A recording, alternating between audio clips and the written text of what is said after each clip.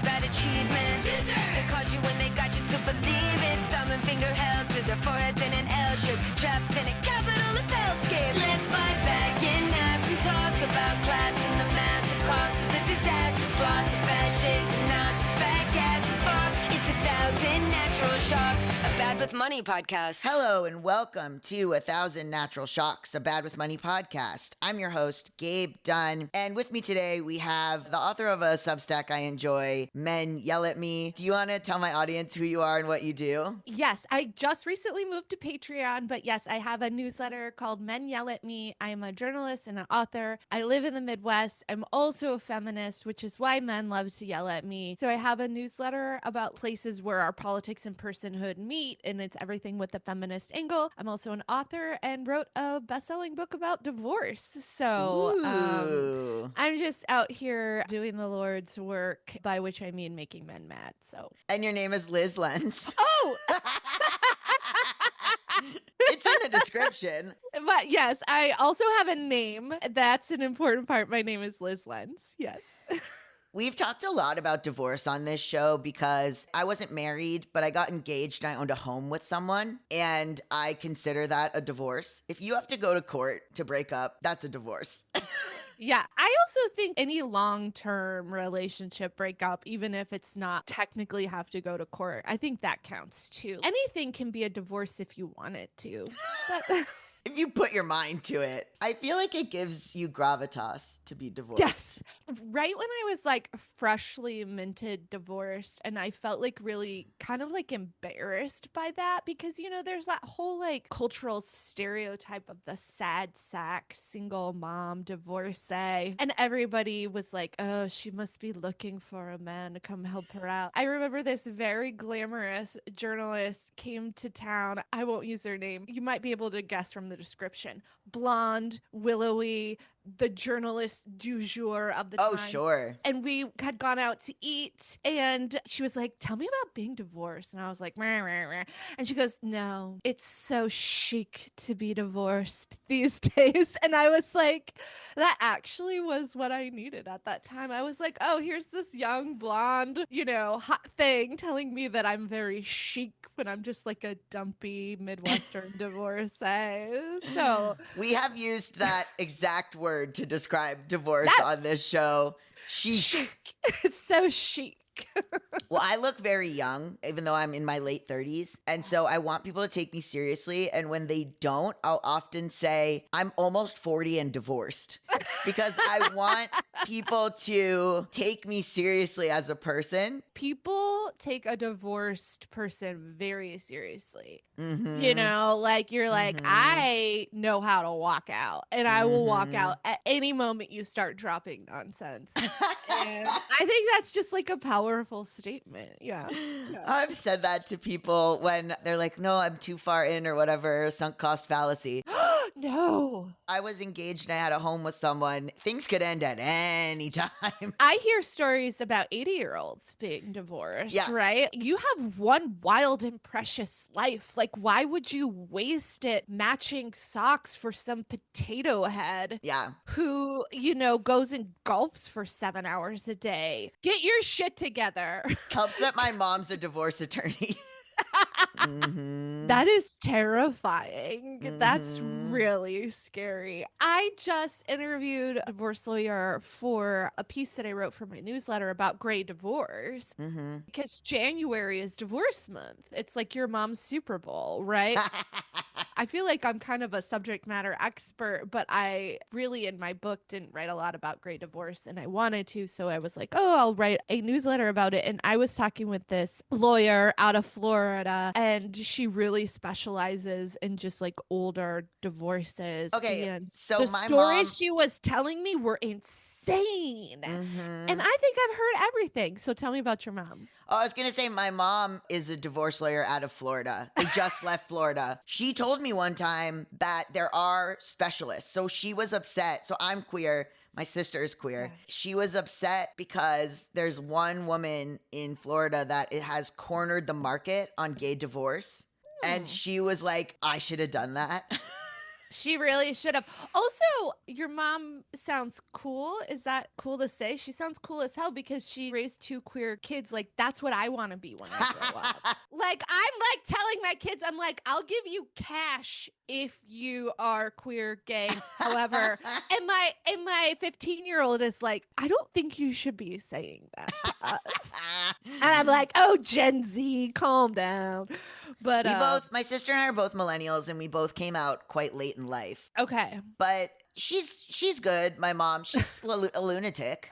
It's hard to explain my parents because they're very liberal, and so that's a gift. Like, I don't really ever have to explain anything to them, and they take pride in being up to date, but they are also so annoying and so crazy in ways that are so stressful. You know, like your like ADHD type B friend who you're like constantly trying to make sure they don't walk into traffic. That's like both my parents to the extreme. Oh my God. I feel like my daughter thinks that about me. Just like watching her realize what an absolute spaz I am has been like so humbling in the past couple years because like I got my shit together. I pay my taxes. I own a home. You know, I clean regularly, but I am also a writer. I'm also living in my head. I'm also a little bit of a space cadet. Am I ADHD? Who cares? I don't know. And it doesn't matter to me. She'll go into the fridge and she'll be like, Mom, why did you put, you know, the frozen pierogies? We always have frozen pierogies on hand in the refrigerator. And I'm like, oh, I just forgot. I wasn't thinking. Or I lose lids all the time. And she'll be like, Mom, like, where's the lid to the ranch? And I'll just be like, I don't know. I don't know. And she's just like, you can just see how disappointed she is. And she's just like, I told her one time, I was like, well, you know, my brain's a little bit like a hamster in a wheel. And she's like, my brain is color coded. You know? Damn. Okay. All right. Okay. Yeah. I wonder sometimes. I mean, I don't wonder. I'm pretty sure they're both autistic, but there is like an element of stress to me because very stressful because they both have no fucking filter. And that is also, so they're like occasionally just like so mean for no reason. There's a lot wrong with them, I will say, but like they can just both like, I'll be like a little bit relaxed. Like I'll be like, oh, I've relaxed a little bit, and then one of them will just be so fucking out of pocket for no reason, and it's like the minute I've relaxed they got to keep you on your toes. The minute I've relaxed, it's some fucking insane mean shit. What the hell? You know, this makes me feel better though. Much like Dostoevsky or Tolstoy, wrote "All families are insane." I think is what he wrote in the beginning of Anna Karenina. And nobody fact check it. That's exactly what the Russian translation is. All families are insane in their own ways. It's so beautiful. Anyway, so I've done episodes of this show about whether being a right-wing pundit is more lucrative than being a leftist influencer. Yes. And the stuff that you write about, I don't even want to know about it before it's happening. I just want to see it in your newsletter. How is that for you mentally checking into those places? I think it's important to note that I grew up in those spaces. Got it. I grew up homeschooled in Texas in the 90s, right? Like I had an NRA membership when I was 10 years old, which I won in a shooting competition through 4-H where I made my own musket balls. So that's kind of sick. Actually, I brag about it a lot. Do you like how I work that in there? But like, it's kind of cool. I grew up like, you know, the Bible was our textbook. A lot of like what we're talking about now, I grew up in that alternate, you know, world where like the only media we were allowed to consume was Christian media. We had a TV. My parents kept it in the closet. They'd roll it out when we were allowed to watch PBS or whatever movie. Like in the line to the checkout aisle, my mom would flip fashion magazines over so we wouldn't see the covers. And she wants me to say she's not like this anymore. But like that's how I grew up. So I grew up in this world. And so in a lot of ways it makes sense to me. And sometimes it's just frustrating to see nothing new is under the sun, that what was so niche when I was growing up is now so mainstream and has become become the entire world. You know, when I was growing up, obviously, like, you could rely on a couple news places to kind of like have, they were the news sources, right? And now media is so fractured that even CNN is supposed to be, you know, liberal media, which God, I wish, you know, I wish CNN was liberal media. Going into these spaces, it sounds sick and perverted to say, is very familiar to me. You know, I understand the language of it, and I understand, you know, like, I can quote the Bible with the best of them, right? Because that's my trauma. So really, I'm just harnessing the trauma to talk about it, I think, in a way that is relevant and hopefully helps people understand why we got here, and, you know, a little bit of perspective, because I do think there is like a tendency among liberals, and has always been the case, to just be like, well, that's just stupid.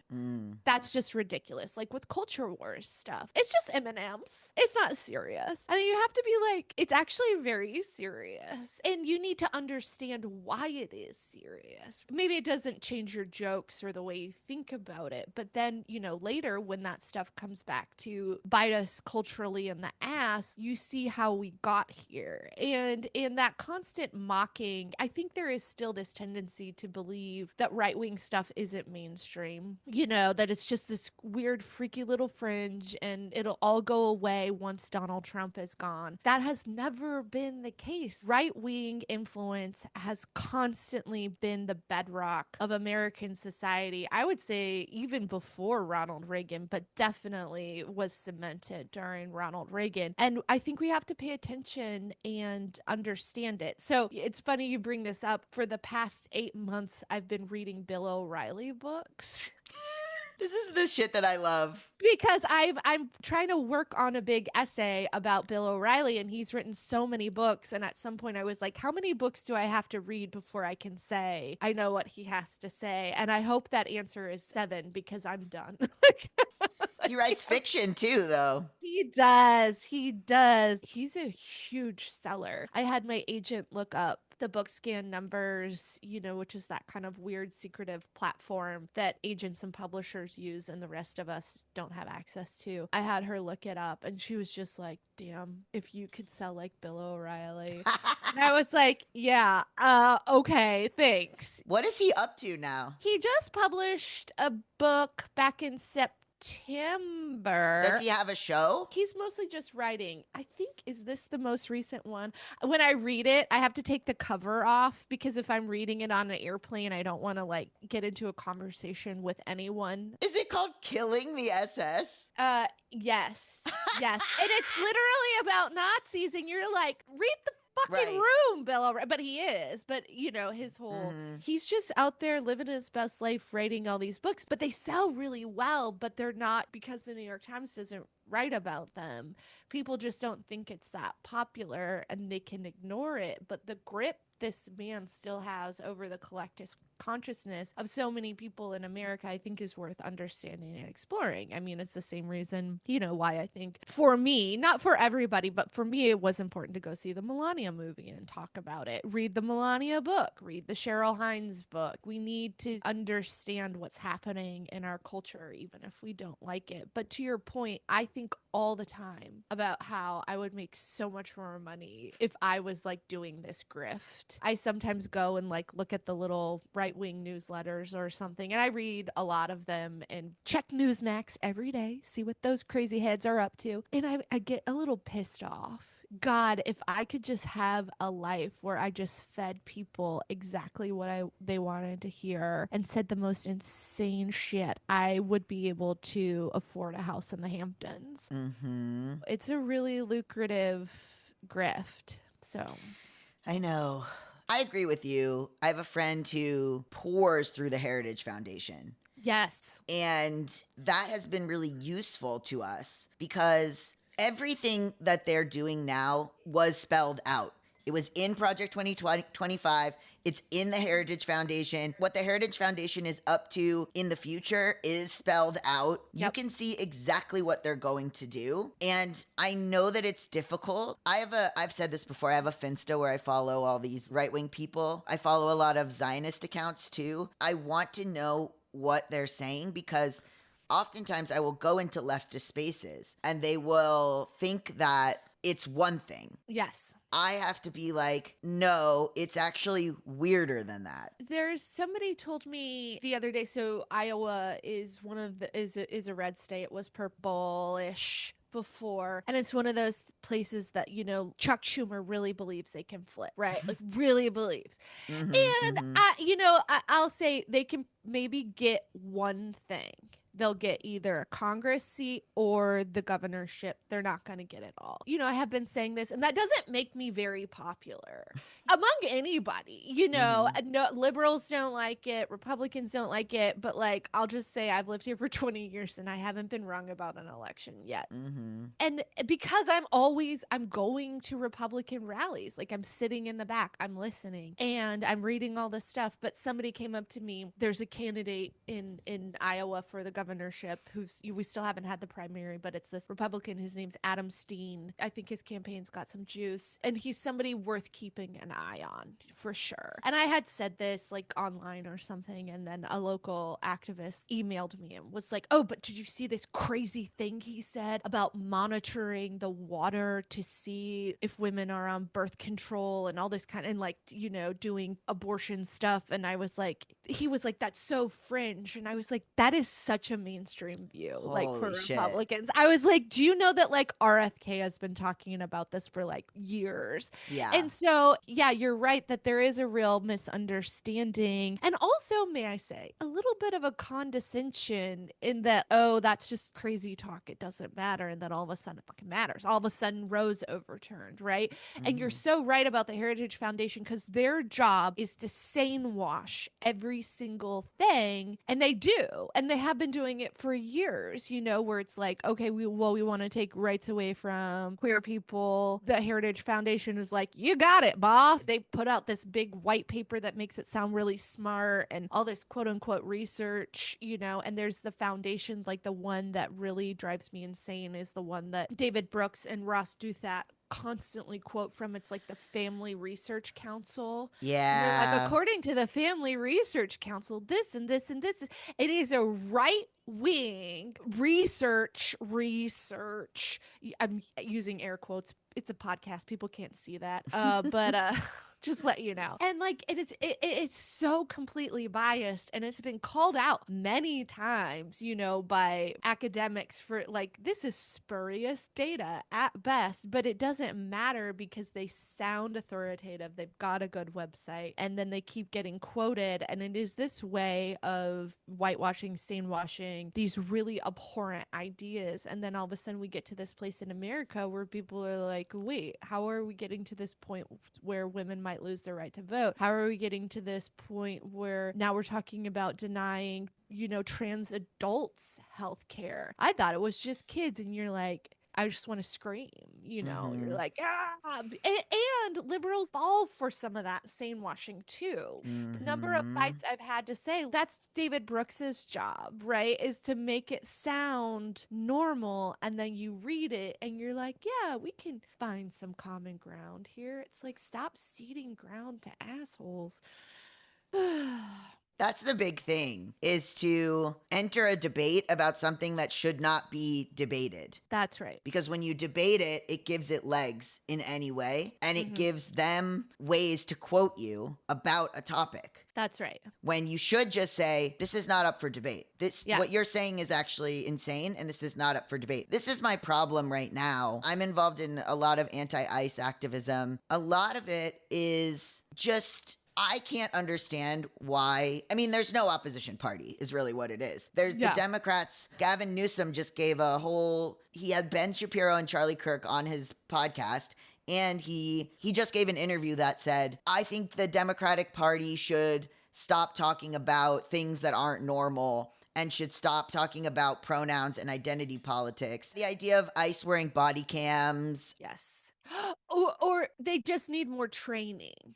They just need more training is what the centrist Democrats say. And you're like, no, they need to be abolished. They need to I don't know. I'm not an expert on prison abolition, but something needs to happen where they need to be tried and they need to all be punished for their crimes. Although that's hard for me to say too, because I don't necessarily, I don't know. I need to know more about this, but I don't necessarily like the idea of sending everybody to prison, but I also don't really know. We didn't even really do that with the Nazis. We had Operation Paperclip. We just brought them in. Yeah. We just brought them into the US government, I should say. I do think, too, what right-wing media has been able to do is yank that Overton window, so far over to the right that we have, like you said, like we've found ourselves debating things that shouldn't be debated. It wasn't just like Donald Trump got elected and then it was yanked over. This happened through ceding that ground, right? I mean, when Hillary Clinton gets up and says, actually, my husband and Barack Obama deported more people than Donald Trump, and you're like, that's not good. Mm-hmm. That's not a defense. Mm-hmm. There is still exists this idea that somehow we can just be reasonable. I was looking at some data recently because there's this idea that all these Republicans are repenting. Oh, I voted for Trump, but I didn't vote for this. And sure, you anecdotally, you're going to get a couple people saying that. But statistically, that is not influential. And statistically, when you dig into the data on the base, they will support him no matter what. I live in Iowa. I am surrounded by right-wing people. I still have some in my family. I co-parent. My ex is very right-wing. And I think that's just like a myth we like to tell ourselves. But where you actually see the fracturing, where you see the disagreement is on the Democratic side, right? Yeah. Like that's where the party is not united. And I think for so many good reasons is that there is a huge contingent of, let's call them liberals, because I don't think they identify as Democrat, like saying we want an opposition party. And then there's another contingent of people being like, well, we'll be like at the Gavin Newsoms, and every time I see people out there being like, he's our savior, you're like, you haven't learned anything from the past 20 years, I swear to God, because people don't want to do the work of systemic change. They just want a white man to come in and save them, a white man with a great head of hair to come in and save them. And so be it Pete Buttigieg or Gavin Newsom or Joe Biden or whoever, the real problem, and why we're talking about right-wing media, I assume too, is that there actually needs to be systemic change because this is a deeply rooted problem that affects everybody. And again, I'll talk to people and they'll be like, oh, well, I don't consume that kind of media, blah, blah, blah. But it's like, but do you watch CBS? Mm-hmm. Do you read CNN? Like, you need to know why these topics are coming up because they are structured propaganda to move the conversations in the direction that people want, right? Like the whole idea about immigrants causing all this crime is completely factually untrue. But when you get mainstream media news outlets making a big deal over these cases, and that's how you get people saying things like, I'm fine if they come to this country as long as they follow our laws. We don't even follow our laws. Yes! I mean, come on! Like, deport every man who has a parking ticket. It's so infuriating to watch these conversations happen and then to see how we get there. And Gavin Newsom is the worst. Are they splintering at all around Epstein? I don't think so at all. Here, I want to tell you a story. When Trump first started running, my marriage was in shambles, but I was still married. And we had married at 22. And he was, I'm not a Republican, I'm an independent. We were 22 and it was 2005. So again, I was a fucking idiot. So it was a different time. But as 2015, 2016 started to roll around, everything was bad in our marriage. And then Trump started to get a hold on the Republican Party. And there was this idea floating around in the media, and I believed it. They wouldn't do that. The Republicans will do a lot, but they won't do that. And the way that I saw the people in my life who's claimed that they loved me and who I thought I loved go from this is insane and ridiculous to coalescing the power and watching those conversations happen, like watching my now ex-husband talk to his family and say, if we want to succeed, if we want to do all these things, then this is what we have to get behind, and being like, oh, oh, this is a conscious choice. That's when I was like, he's going to win the nomination. He's going to win. And so I kind of see it happening with Epstein a little, whereas this is idea where it's like, okay, well, they'll follow him here, but they won't, they'll break on this. And I think perhaps there was a moment in the early beginning where there was the possibility that it could break. But I think the Epstein stuff is too complicated. It's been going on too long. And the party is not going to break with him because right now they're just ignoring it. And they can't ignore it. Most people have been ignoring it because Epstein was convicted in 2008 and then maintained all this power and influence in our society for however many years. It's not fresh. And the more complicated it gets, the more people are going to tune out. Also, think about this is that like people aren't invested in media. People consume less straight news now. They get it all on like TikTok or in quick sound bites or podcasts. So it's all being filtered through these niche visions of the world. So we can't even agree on what is truth. Right now, and most people in America are not consuming news. If they are, they get it in sound bites on TikToks. They're not reading past the headlines. And so if you even skew mildly, and you know, there's a lot of research on like algorithms, like especially for like straight white men, if you're on the internet for 20 minutes, studies show that you're going to start getting fed misogynistic content. And then that leads to more right-wing content. So I don't think that they're going to break with him on that, given all these reasons. You know, if we could all just like sit around and watch NBC together and then have him be like, the Watergate break-in is bad. And then we all might be like, well, maybe the Watergate break-in is bad, you know, but I don't think that that's gonna happen. I even was surprised to learn that they had published multiple stories on Watergate before anybody thought it was serious, which is so hard to believe. It's like hard to take in based on what we've been told about it. But I will say, so my next question is, when that started happening with your ex, what was the things that they thought Trump would solve? Like, what was the appeal of him? It's money. A lot of it was money, taxes. You know, we want to keep our money. People who have a little bit of power want to keep it and hoard more. It was the same Reagan era stuff. For a lot of people, it was abortion. It was not abortion for my ex in the beginning, but now it is.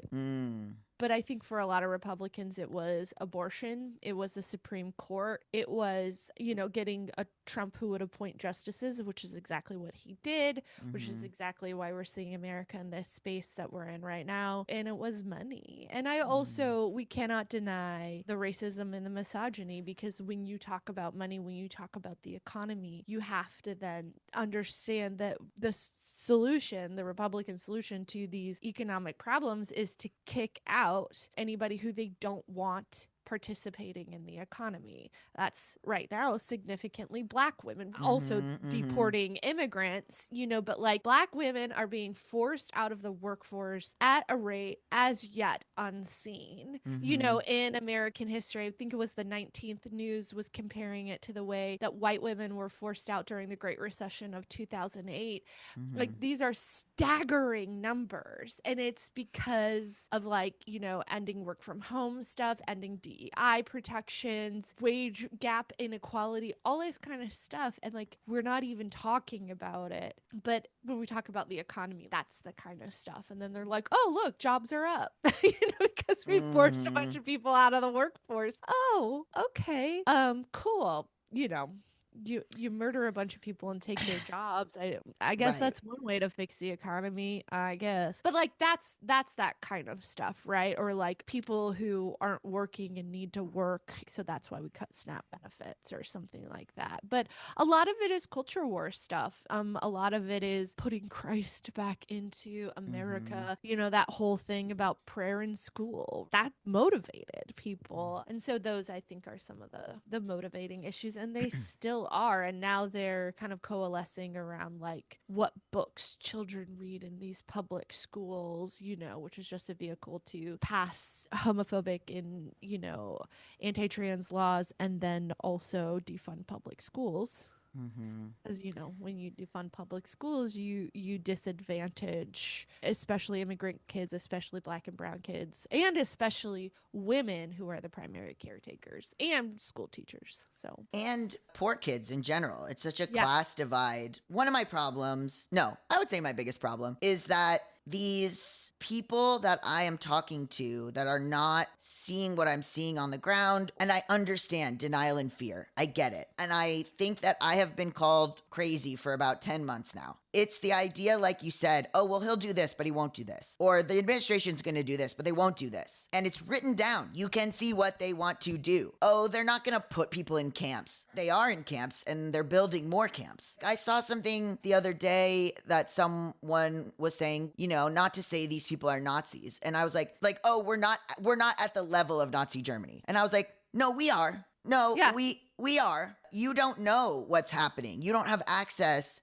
to what's going on in all of these camps. We're finding stuff out in trickle down ways. And it's the zone of interest of it all. It's living next door to it. And so I think there's such a huge level of denial because it's scary, but it's also somebody's going to stop it. They're not. Oftentimes, it's frustrating because, oh, well, they won't do this. They're doing it already. They've been doing it for months. That happened 6 months ago. Yeah. I'm not a psychologist, so I don't know how to get people to realize that it's happening. But I think people are scared. I was ill prepared, and I still am. I was talking to a friend, and we do all we can, but I don't have the skills to rush into a detention center and shut it down. I don't have those skills. The idea that everyone would have these perfect heist skills is like, we are so behind because we weren't paying attention, and these people were doing this stuff already. They were laying the groundwork 20 years ago, 30 years ago for exactly this moment. Yeah. Like I said, I was raised in that environment, and I remember at that time, like going to church conferences. There's something called the Homeschool Legal Defense Association, and the guys who run it are very influential in right-wing circles. And we would go to those conferences for the HSLDA, and they would talk about, they're like, train your kids up to be conservative lawyers so we can take over the Supreme Court, so we can reverse Roe v. Wade. Mm-hmm. That's what I was being told when I was 10. And, there was a time where I was like, okay, I want to grow up and be a lawyer. And then watching it happen, and then being in newsrooms where, these like reasonable men are being like, oh, they'll never overturn Roe v. Wade. And I'm like, I have seen my whole life. I've had a front row seat to see how this moment was anticipated and prepared for. And you're going to tell me it's not going to happen? Yeah. And then it happens, and everybody's like, who could have foreseen this? And I just want to beat them over the head with something. Yeah. For the past 3 years, I've been board president of my local abortion access fund. That was something, I felt like I could do to make a difference. And it was hard, good work. But I remember going to a Democratic event to go talk about what we were doing. And these are like-minded individuals. Everybody's on our side. We're not fighting. And afterwards, a man comes up to me and he goes, I really appreciate, what you guys do. It's very important. But I'm really focused on the threats to democracy. So that's where I'm focused on. And I was like, disenfranchising a population from their healthcare rights is exactly a threat on democracy. And like, the misogyny is still on the other side, right? The racism is still on the other side. And then you're just like, oh my God, how many times do you have to tell someone that this is how these attacks begin? And then later they're all wringing their hands like, oh, what happened to Iowa? How did it become so conservative? And you're like, that's exactly how. It's exactly how, because you kept giving and ceding ground because it wasn't you, because you didn't care. Yeah. Again, like, it's people driven. People want to see it as a personality driven thing. And that once Trump is gone, everything, we can just go back to normal. And normal wasn't good either, babe. No, normal was so bad. Abortion wasn't accessible. People will be like, oh, I don't want to live in a red state because I won't be able to access abortion. It's like, abortion wasn't accessible in so many blue states, even pre the fall of Roe. Even New York was criminalizing miscarriages pre the fall of Roe. You just were able to ignore it. And this is what I always say when people were like, I don't know what happened to X, Y, and Z state or place. How did it get so conservative? You're like, it always was. You just were able to ignore it. And now all of a sudden you can't. So now you're seeing the racism. Now you're seeing the misogyny. But it existed before. You know, people love to say, what happened to Chuck Grassley? When he was like a congressperson, he was endorsed by the KKK. He was trying to overturn no fault divorce here in Iowa back when he was in the Iowa legislature. Like, he hasn't changed. Your way of seeing it has changed. This stuff has always been a part, but people don't want to see that because they have that, and that means they have to grapple with their own racism, their own misogyny, their own homophobia. They have to grapple with their own complicity in these systems. And I think those are the harder conversations to have. And there is not one day when I wake up and I don't think I would make so much more money if I didn't talk like this. Even if I didn't go the full right wing, every mainstream media outlet has the woman who will whitewash misogyny for them. You know, they'll be like, no, but I love being married. I love having babies. I won't name names, but we all know who they are. I'm looking at you, The Atlantic. And I'm like, maybe I should be that lady. Like, if I just wrote like soft little essays about how much I love my children. One, my children would punch me because they don't want to be written about. They don't believe you. They're also like, we don't believe you. I love my kids, but I'm not gonna, sell them out for fun and profit. But maybe I should. What do you think of the memification of stuff when they're talking about, I'm guilty of it too, of the little like, I hope we're next to each other in the camps, or like how Epstein's become a meme. Yeah. I think that's on purpose. What do you think of that sort of aspect of the mediascape? Yeah, media is so fractured. I'm guilty of it too. We get our news from these little bits and pieces here. I think a couple things. I'll talk about the memes first. This impulse to turn everything into a joke. And I think it's partially, the rise of Donald Trump. He was so incredibly memeable. He's so perfectly ripe for the internet. And the more he got mocked, the more he was satired, the more people on the right loved him because he became a symbol of that idea of liberal condescension, which is, it exists. No, of course. To liberals who are listening, I live in Iowa. I love you. But the number of times I have heard people say, well, that's what you get for living in a red state. You're like, death? That's what I get? No, I know. Liberals love to say that. Oh, all the time. That's a way of controlling culture. That's a way of controlling the conversation. And we think it's like, oh, it's so funny, but it also fuels the other side too then, when they can take those same things, those same memes that we're putting out and use them as a tool of like empowerment and motivating the base. It's a problem, but I think it doesn't have to control us. And I think it's not going to stop. We need to get better at participating in these conversations. Tressie McMillan Cotton, who writes for the New York Times, a sociologist, talked about this pre the election and post the election about how liberals, Democrats are not as good at controlling the online conversation. And so it sucks, right? But if you're gonna exist in this America, you have to participate in communicating with people in the ways in which they are communicating. Like, I get it. You hate TikTok. Okay, but if you want to successfully communicate with people, your base, influence policy, influence culture, then you have to get on those spaces. You have to start participating in meme culture. You have to make your little Instagram reels. You can't be condescending about it. You have to be honest and authentic and get out there. And so it is a problem, but it also doesn't have to be the problem in the way that it is. I think if more people would participate in these spaces and these conversations, like one thing I really love about the opinion columnist Jamel Bowie is how he's very much on TikTok. He's got like almost 300,000 followers on TikTok. And it's because he's like, I want to communicate to people in ways in which they'll digest my ideas. So I'm going to go there. I'm not going to be condescending about it. I'm going to get my ass out there. He also talks about cold cereal and Sure. movies, and it's great, but it's also like this is participating in the conversation. And I think that needs to happen more and more, because if you're a Democrat and you want to run for office and you're sitting around being like, why didn't the newspaper cover me? It's like, well, I'll tell you why. The local journalists get paid $35,000 a year. They're not getting paid enough to write about you. There's not enough space. Nobody cares. Nobody knows you exist. Right. And also, you're lucky if you have a local paper, because most places don't. Get your butt in those spaces and start using the tools that are available, even if they suck.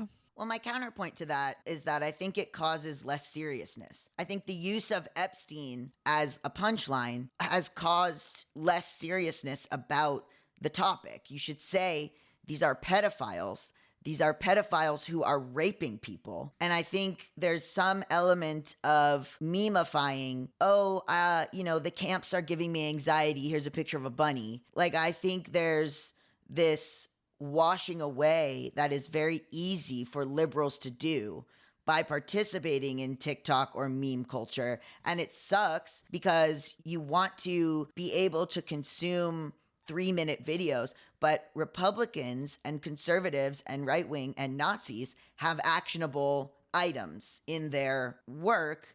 And a lot of what becomes overwhelming is the fact that, as you said, the files documenting the pedophile cabal at the center of our entire world, there's so many pages. And that once you make a video about one aspect of it, I think there's a lot of commenters that say, well, what are we supposed to do? And I have had the problem of people commenting, what are we supposed to do, in a way that I don't see right wing, because they know what they should do. They know what they have to do. I get this, I'll probably get in trouble, I don't know. But like, when people comment under leftist videos, I don't know the political affiliation of these people on the left spectrum, they'll see an ICE agent hurting someone and they'll type, this is why we have the Second Amendment. Why isn't anybody using the Second Amendment? And I always feel, and that's so many people write that, and I always feel, you do it then. Like, if you think that someone should be going out and shooting ICE agents, get a fucking gun and shoot ICE agents. Otherwise, I don't know why you would write that. That's doing nothing. Writing that is doing nothing. Well, this is why, if someone steps on your property, there's stand your ground, so you can just shoot them. Okay, you do it. See how it turns out. There's a lot of posturing and talking where the ICE agents are shooting people.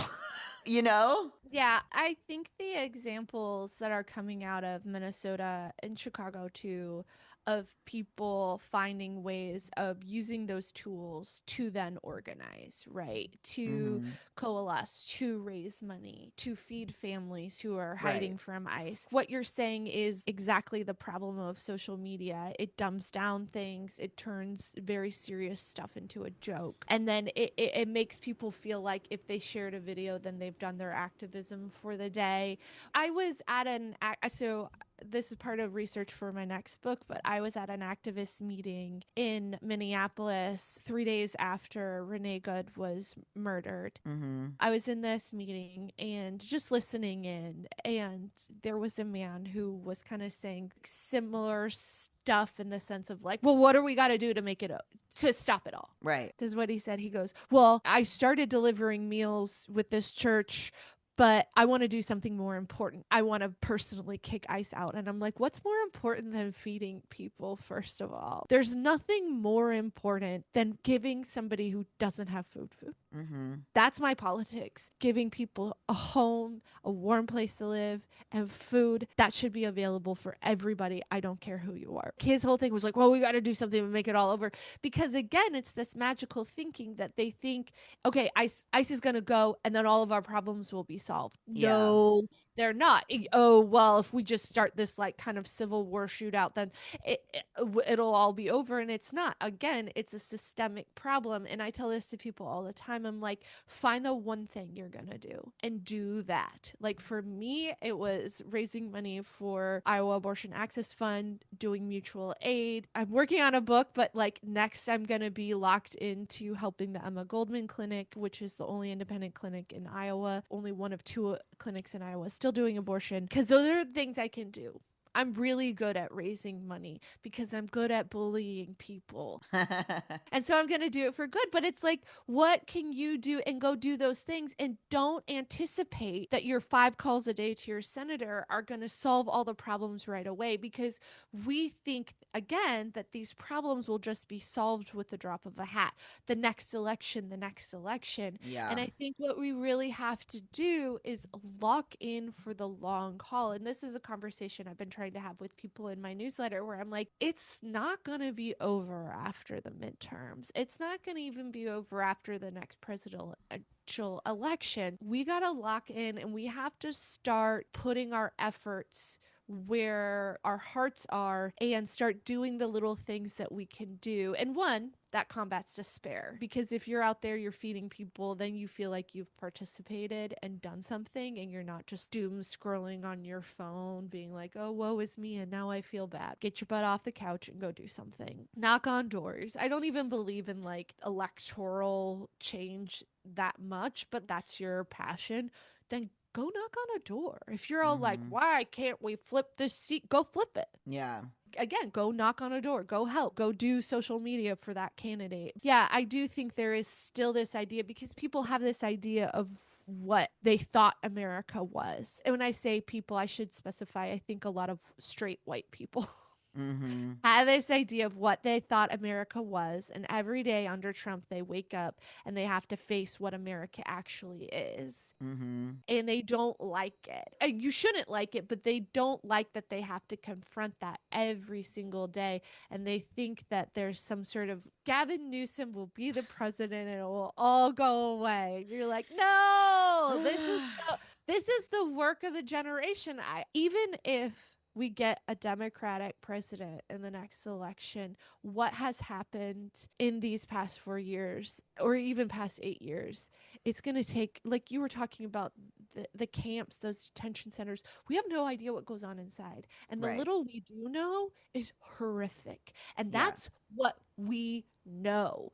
And like undoing that damage, grappling with it, and fixing the things in our Constitution that allowed it to happen, fixing the things in our society that allowed it to happen. Like that's the work of a generation. That's the work of my children. And so I think we just really have to lock in for the long haul. This is not a marathon. This is an ultra marathon. Like, take some walk breaks and hydrate and get your ass back in the game. Yeah. My great grandfather was part of the French resistance during World War II, and he suffered a lot. He suffered a lot because of it. So, he sacrificed a lot. And so what he did afterwards was he helped reunite families who had been in different camps. And no one thinks about that. They think the Allies came in, they liberated the camps, and then what happened to all the people? What happened to all the people that didn't have their homes, didn't have their money, didn't have their families? The families are in different detention centers. You know, there's going to be a lot of trauma. There's going to even be a lack of housing, a lack of food, a lack of healthcare, a lack of resources for the 70,000 people that are currently in detention. So getting those people out is then going to require the work of people like my great-grandfather and people finding them housing, reconnecting them with their families. People don't realize that it is truly a generation and the generation after and the generation after. I do think about that. I mean, we have phones now, so it's easier.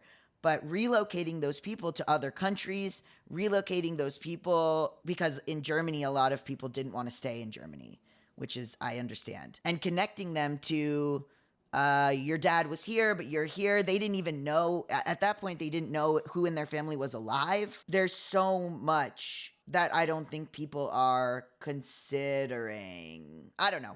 And think of all the damage being done to queer kids in schools. You know, there's so much that we have to grapple with, and so many systems that need to be rebuilt. We need to rebuild those public school systems. Like, this is intentional disinvestment from public education in favor of these, you know, horrific vouchers or whatever they're doing is like, that's a problem in and of itself, right? Like, you like exactly what you're It saying. will And so, last. yes. And so there's always going to be the keyboard warriors. But I will say, it does seem like people are taking some of these lessons and locking in. God, I read this article in the New Yorker while I was in Minnesota watching people protest every day, go out and protest. And I read an article in the New Yorker that was like, is protest dead?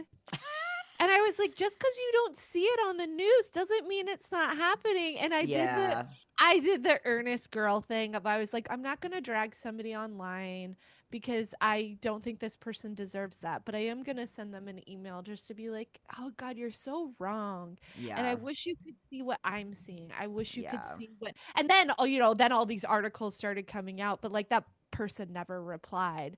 But it was, of course, you know, it is easy if your only interaction with the world is through a screen to one, despair, and to two, you know, think of solutions like a Second Amendment violent solution, which is not a solution. Don't use violence. We'll see how I feel about that. Listen, this is a podcast. It's going to be put out publicly. Yeah. My public opinion is, please don't use violence. That's Liz's public opinion. That is what Liz is saying in public. I'm so cooked anyway. Well, thank you so much for joining us. Where can people find you and more about you? People can find me on patreon.com/LizLenz, LYZLENZ. I am on Instagram where I am doing videos and trying to talk to people in the way that they like to consume content. Also Liz Lenz. And I'm on all the other social media platforms. I don't post on X anymore, but yeah, so a little light Googling, you can find me. I'm out here. Thank you so much. Thank you. What a fun conversation. It's very smart. Oh, thanks. Thank you for listening to 1,000 Natural Shocks, a Bad with Money podcast. This is a noted bisexual production, edited by Allie Mims. Logo art by Dakota Becker.